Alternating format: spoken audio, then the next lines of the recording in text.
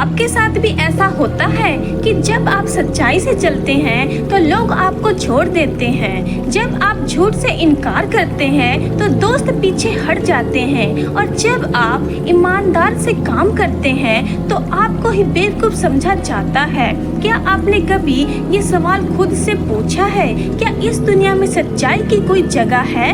क्या परमेश्वर ईमानदार का साथ देते हैं? क्या आपने कभी महसूस किया है कि जब आप सही काम करते हैं और सच बोलते हैं, दूसरों के साथ न्याय और ईमानदारी से पेश आते हैं तो लोग आपको छोड़ देते हैं, आपके अपने ही आप से दूर हो जाते हैं। दुनिया आपको सीधा साधा कहकर हंसती है और आप सोचते हैं कि क्या मुझसे कुछ गलत हुआ है? क्या इस दुनिया में ईमानदार लोगों के लिए कोई जगह नहीं है? तो रुकिए, ये वीडियो आपके लिए है, क्योंकि आज हम बाइबल से जानेंगे कि ईमानदार व्यक्ति क्यों अकेला रह जाता है और क्या परमेश्वर उसे उसका फल देते हैं। नमस्कार प्रिय मित्रों, स्वागत है आपका हिंदी बाइबल ब्लॉग में, जहां हम परमेश्वर के वचन से आपके जीवन के प्रश्नों का उत्तर ढूंढते हैं। आज का विषय है ईमानदार व्यक्ति क्यों अक्सर अकेला रह जाता है। क्या आपने भी ये महसूस किया है कि जब आप सही चलते हैं,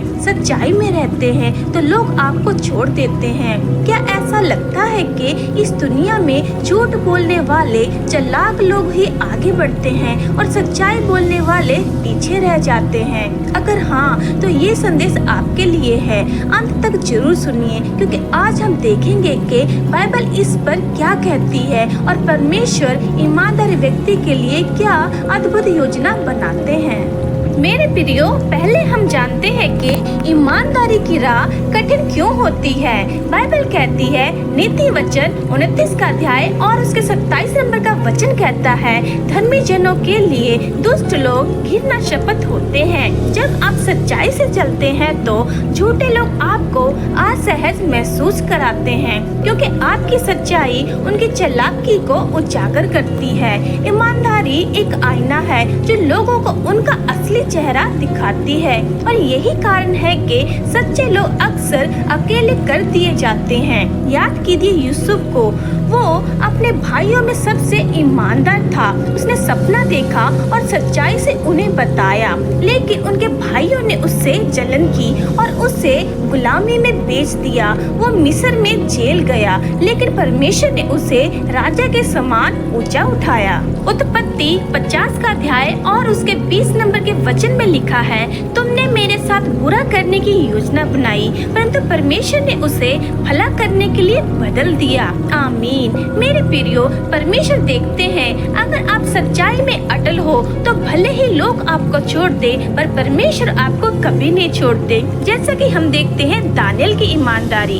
जब राजा ने प्रार्थना पर पाबंदी लगाई, तब भी वो रोज 3 बार परमेश्वर से प्रार्थना करते थे, जिसका नतीजा उसे शेरों की बांध में डाला गया। लेकिन परमेश्वर ने शेरों के मुंह बंद कर दिए और दानियल को बचा लिया, जिसे आप पढ़ सकते हैं दानियल 6 का अध्याय और उसके 23 नंबर के वचन में। उसके ऊपर कोई चोट ना आई, क्योंकि उसने अपने परमेश्वर पर भरोसा रखा। मेरे प्रियो, जो आपको तंग करते हैं उनका क्या होगा? मेरे प्रियो, बाइबल कहती है परमेश्वर चुप नहीं रहते, वे समय आने पर न्याय करते हैं। ईमानदार को वो ऊंचा उठाते हैं और दुष्टों का विनाश निश्चित होता है। प्रिय भाइयों और बहनों, अगर आप भी ईमानदारी की राह पर चल रहे हैं और अकेलेपन से जूझ रहे हैं, तो आज ये सभी वचन आपके लिए आशा का संदेश लेकर आए हैं। परमेश्वर आपकी निष्ठा को देखते हैं और निश्चय ही वह उनका फल देते हैं। तो आइए हम सब मिलकर प्रार्थना करते हैं। हे स्वर्गीय पिता, मैं आज तेरे सिंहासन के सामने झुकता हूँ, उसे विश्वास के साथ कि तू जीवित परमेश्वर है, जो सच्चाई और न्याय में प्रबल है। तू अपने भक्तों की परीक्षा लेता है, लेकिन कभी उन्हें त्यागता नहीं है। तेरी महिमा में आज मैं ये प्रार्थना करता हूँ कि तू मेरी ईमानदारी को देख और मेरी रक्षा कर, जैसे तूने यूसुफ के जीवन में कार्य किया, और वैसे ही मेरे जीवन में भी कार्य कर। जब यूसुफ ने अपनी ईमानदारी से पोटीफर की पत्नी के झूठे आरोपों का सामना किया, तब तूने उसे अंत में मिस्र का प्रधान बना दिया। हे परमेश्वर, मैं जानता हूँ कि तू आज भी वही करता है। मैं तुझसे निवेदन करता हूँ कि तू मेरी निष्ठा को देखकर मुझे फल दे, क्योंकि मैं किसी मनुष्य को नहीं बल्कि तुझे प्रसन्न करने के लिए जी रहा हूँ। हे परमेश्वर, जैसे तूने दानियल को सिंहों की मांद से सुरक्षित निकाला और उसे ऊंचा पद दिया, वैसे ही मेरे शत्रुओं से मुझे बचा।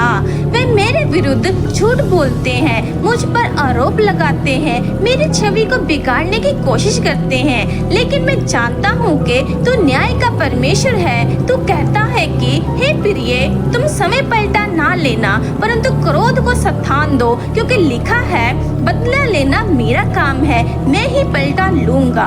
मैं परिशोध नहीं चाहता, पर तेरा न्याय चाहता हूँ। हे प्रभु, तू वो परमेश्वर है जो अंधकार में छिपी बातें जानता है और प्रकाश को ले आता है। तू वो है जो दुष्ट योजनाओं को निष्फल कर देता है और धर्मियों को ऊंचा उठाता है। मैं तेरे सामने अपना मामला रखता हूँ, न्याय कर। हे परमेश्वर, जो मेरे विरुद्ध काम कर रहे हैं, उन्हें तू अपनी योजना में ला, जैसे तूने हामान को उसकी ही सूली पर चढ़ाया।